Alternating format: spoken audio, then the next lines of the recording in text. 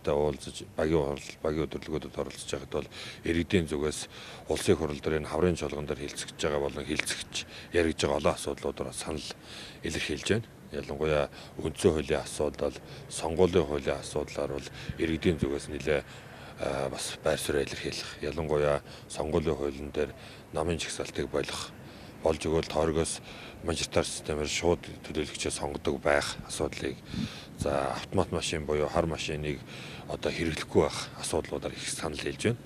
За иргэдийн тавьж байгаа басны гол чухал асуудал бол иргэдийн ялангуяа өндөр насны тэтгэврийн зээлийн асуудлыг тавьж энэ дээр их хурл тодорхой шийдвэр гаргаж тэтгэврийн зээлийг хүүг бууруулах, тэтгэврийн зээлийн олголтын байдлыг их хурлаас шалгаж үзээч. Их олон одоо бас нуугдлаа завхрал гарч яана гэж иргэд үзэж байгаа юм байна. За басны гол ярьж байгаа нэг зүйл бол ялангуяа манай аймгийн төвийн иргэдийн хувьд бол эрчим хүчний үйлчлэгээтэй холбоотой, эрчим хүчний тасралттай холбоотой эрчим хүчний үн ханштай холбоотой, тарифтай холбоотой юм бас нэлээ хөндөж ярьж байна. Тийм учраас энэ асуудлуудыг нэлээ тойрж энэ хаврын чуулганы одоо хугацаанд хилцэгдэх хуулийн төслүүдэд бас зарим саналуудыг иргэд нэлээ хэлж байна. 2 толгой, 5 толгой орд газруудыг эргэлтэнд оруулж хөдөлгөх асуудал. Энэ орд газруудаас 1072% оногдох ногдол ашиг авах. За энийг дагаад ажлын байр бий болгох, хөрөнгө оруулалт бий болгох асуудлуудыг иргэд бол нэлээ бас ялгаж ойлгож төгөлсөн байна. Энэ чиглэлээр бас олон иргэдийн санал бодлоо илэрхийлсэн ийм хурлууд боллоо. Ер нь 10 гэхээр сумынхаа иргэдтэй уулзаад ярьж байхад бол аймгийн хөгжил, аймаг дээр явж байгаа бүтээн байгуулалт, аймгийн сатарганд хамгаалалтаас хийж байгаа ажлуудад их сэтгэл өндөр байгааг бас илэрхийлж байна. Эдийн засгийн хямрал ер нь яг Уранга аймагт гэдэг нь яаж нөлөөлж байгаа нэртэй авах чадвар амжиргаа ямар байна? Энэ удаагийн уулзалтын үеэр бид нэр Уранга аймагт жижиг болон өрхийн бизнес эрхэлж байгаа 110 иргэдтэйг уулзалт хийсэн. Дараа нь Уранга аймагт гол одоо ажлын байр бий болгож байгаа ноосны үйлдвэрээс эхлүүлээд гол аж ахуйн нэгжийн удирдлагуудаа бас уулзалт хийлээ. Бизнес эрхлэгчд бол ер нь бол маш хүнд байна л гэж байна. Зах дээр бараа зарагдахгүй байна. Бид нэр татвар төлөхөөс хажуугаар бараг ажилчдынхаа цалин тавьж өгөхөд хүндэрж байна. Бага хэмжээний зээлтэй хүмүүс нь зээлийнхаа хүнд бас хүндэрж байна гэж.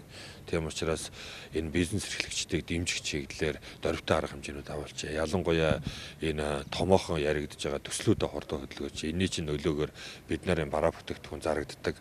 Тэнд бас олон хүмүүс очиж ажлын байраар хангагддаг.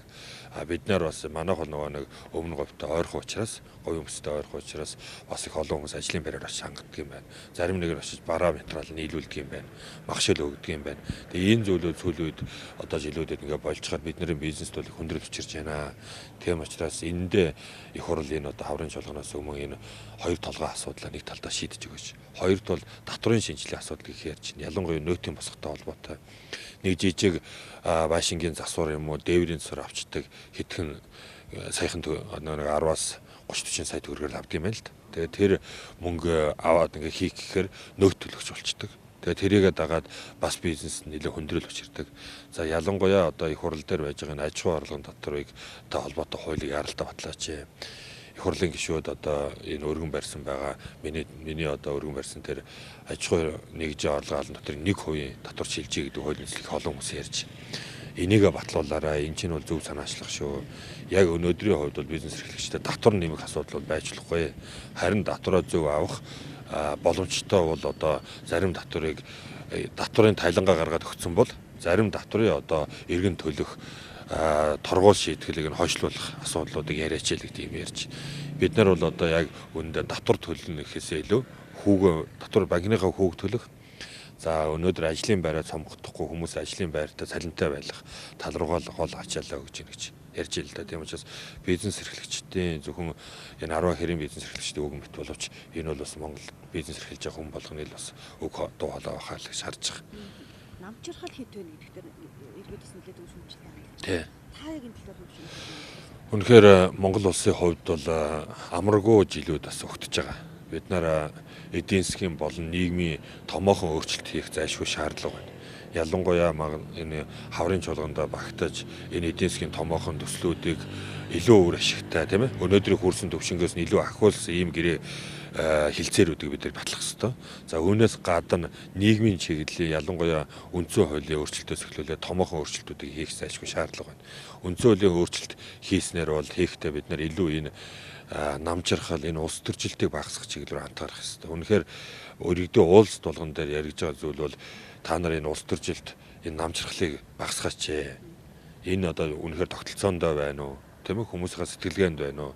Энэ намуудын соёл явуулж байгаа үйл ажиллагаанд байна уу? Тийм учраас энийг авч үзээч гэж. Тийм учраас үндсэн хуулийн өөрчлөлтийн хүрээнд энийг нэлээд анзаарч цаашдаа ялангуяа орон нутагт энэ олон сонгуул хийдэг, өрсөлдүүлдэг, намаар нь талцуулдаг, төрийн байгууллагууд докторгүй болдог. Яам тамгын газар солигдоод тэрийг дагаад орон нутагт харьяа агентлагууд нь солигдож яадаг. Тэр болгоноороо мэрэгжлийн бас хүмүүс тавигддаг. Энэ юмнуудыг их шүүмжилж ярьж. Тэгээд хоёрд бол төрийн албанд байгаа ялангуяа удирдах өндөр албанд байгаа хүмүүс ёс зүйтэй холбоотой асуудлыг их хөндөж тавьж байна. Тэр энэ асуудлуудын хүрээнд бол холбогдох хууль тогтоомжуудад өөрчлөлт оруулах нөгөө талдаа ер нь бол бид нар тогтолцооны хувьд бас энэ олон сонгуул, энэ олон улс төржилт явагдаад байгаа нөхцөлөө эргэж авч үзэх цаг бол болсон л гэж харж байгаа. За